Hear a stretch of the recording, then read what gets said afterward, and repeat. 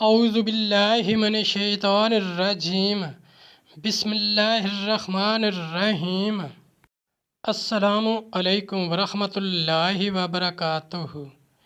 طالب علم ساتھیوں، اس سے پہلے والی ویڈیو میں ہم نے سورۃ النساء کی معلومات کے بارے میں پڑھا۔ اس ویڈیو میں ہم پارہ نمبر 4 سورۃ النساء کی آیت نمبر 1 کا ترجمہ، تفسیر، عربی، شان نزول کے بارے میں پڑھیں گے اور قرآن کی روشنی میں اہم دینی مسائل بھی سیکھیں گے۔ لنک میں نے اس ویڈیو کے ڈسکرپشن میں شیئر کر دیا ہے۔ فرمانے علی شان ہے کہ علم حاصل کرنا ہر مسلمان مرد عورت پر فرض ہے۔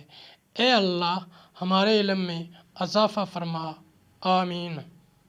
سورۃ النساء آیت نمبر 1۔ یا ایھا الناس اتقوا ربکم الذی خلقکم من نفس واحدۃ وخلق منہا زوجہا وبث منہما رجالا کثیرا ونساء واتقوا اللہ الذی تساءلون بہ والارحام ان اللہ کان علیکم رقیبا۔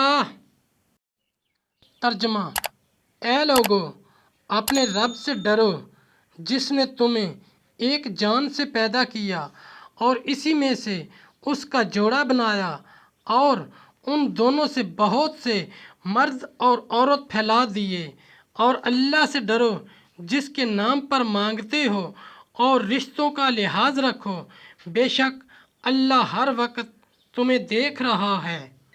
تفسیر اور شان نزول۔ یہ خطاب عام ہے تمام بنی آدم کو۔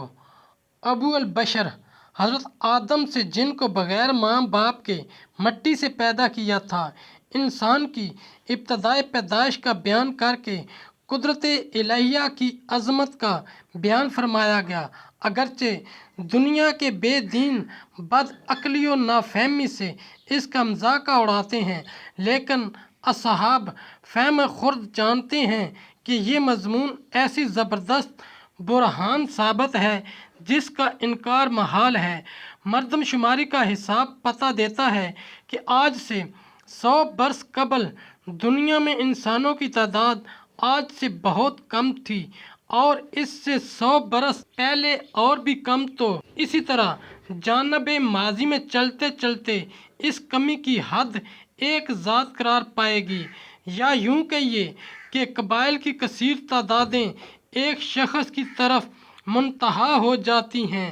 مثلا سید دنیا میں کروڑوں پائے جائیں گے، مگر جانب ماضی میں ان کی نہایت مسید عالم صلی اللہ علیہ وآلہ وسلم کی ایک ذات پر ہوگی، اور بنی اسرائیل کتنے بھی کثیر ہوں مگر اس تمام کثرت کا مرجع حضرت یعقوب علیہ السلام کی ایک ذات ہوگی۔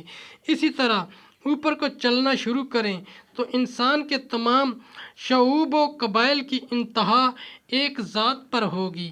اس کا نام کتب الہیہ میں آدم علیہ السلام ہے، اور ممکن نہیں ہے کہ وہ ایک شخص تولد و تناسل کے معمولی طریقہ سے پیدا ہو سکے۔ اگر اس کے لیے باپ فرض بھی کیا جائے تو ماں کہاں سے آئے؟ لہٰذا ضروری ہے کہ اس کی پیدائش بغیر ماں باپ کے ہو، اور جب بغیر ماں باپ کے پیدا ہوا تو بالیقین انہی عناصر سے پیدا ہوگا جو اس کے وجود میں پائے جاتے ہیں۔ پھر عناصر میں سے جو عنصر اس کا مسکن ہو اور جس کے سوا دوسرے میں وہ نہ رہ سکے، لازم ہے کہ وہی اس کے وجود میں غالب ہو، اس لیے پیدائش کی نسبت اسی عنصر کی طرف جائے گی۔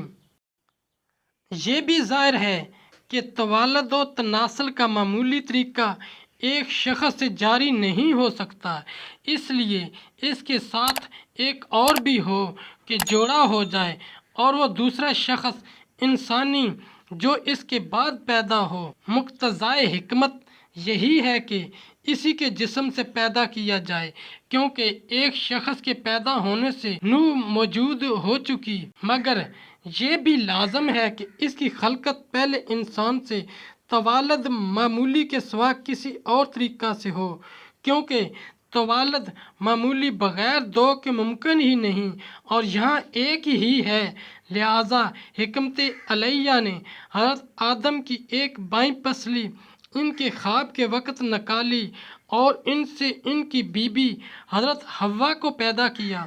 चूँकि हज़रत हव्वा बतरीके तवालद मामूली पैदा नहीं हुई, इसलिए वो औलाद नहीं हो सकती।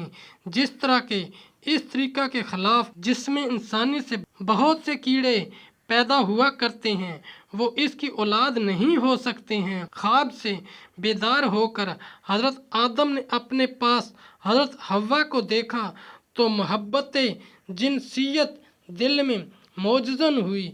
इनसे फरमाया, तुम कौन हो? उन्होंने अर्ज़ किया, औरत। फरमाया, किस लिए पैदा की गई हो? अर्ज़ किया, आपकी तस्कीन की खातिर के लिए। तो आप इनसे मानूस हुए, इन्हें कता न कर। हदीस शरीफ में है, जो रिज़्क़ की कशाश चाहे इसको चाहे कि सिला रहमी करे और रिश्तेदारों के हकूक़ की रियायत रखे। साथियों, हमने कुरानी तालीमात को दुनिया के कोने कोने में पहुंचाना है, इसलिए आप भी लाइक कीजिए, शेयर कीजिए, अपने दोस्तों और अपनी फैमिली को मेरा चैनल कुरान विद एडीपीडिया सब्सक्राइब करने की दावत दीजिए और घंटी बजाना ना भूलना, ताकि अगली वीडियो का नोटिफिकेशन आपको वक्त पे मिल सके। इस सदका जारिया में आप भी हिस्सा लीजिए। अल्लाह करीम हम सब की नेक और जायज़ हाजात पूरी फरमाए। आमीन या रब्बल आलमीन। रब्बिग़फिर वरहम व अंत खैरुर राहिमीन।